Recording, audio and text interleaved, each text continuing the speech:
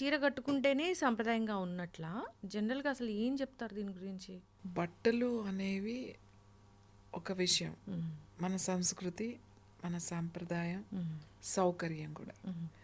ఇప్పుడు అన్నిట్లకన్నా ఇవాళ వరల్డ్‌లో సెక్సియస్ట్ డ్రెస్ ఏది హ్మ్.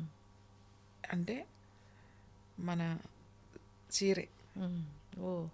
ఆల్రెడీ ఇది ఉంది. హ్మ్. ఇది ఎప్పటినుంచో ఉంది. చాలామంది అడుగుతారు. అంటే నేను వెళ్ళినప్పుడు ఎప్పుడు ఎక్కడికి వెళ్ళినా ఇలానే ఉంటాను కాబట్టి హ్మ్. చాలామంది నన్ను క్వశ్చన్ చేసిన వాళ్ళు ఉన్నారు. మా స్టూడెంట్స్ అంటే ఇంటర్నేషనల్ అదర్ కంట్రీ స్టూడెంట్స్ కానీ వాళ్ళు మీకు ఈ పొట్టంతా కనబడుతుందిగా ఇటువైపు నడుము కనబడుతుందిగా పొట్ట కనబడుతుంది కదా మీకు ఏం అనిపించదా? మనకు అనిపించదు. ఎందుకంటే ఇది చీర అనేది మన సాంప్రదాయం కదా. మనకి బ్లౌజ్కి చీరకి మధ్యలో ప్లేస్ ఉంటుంది. అంటే అది ఓపెనే ఉంటుంది.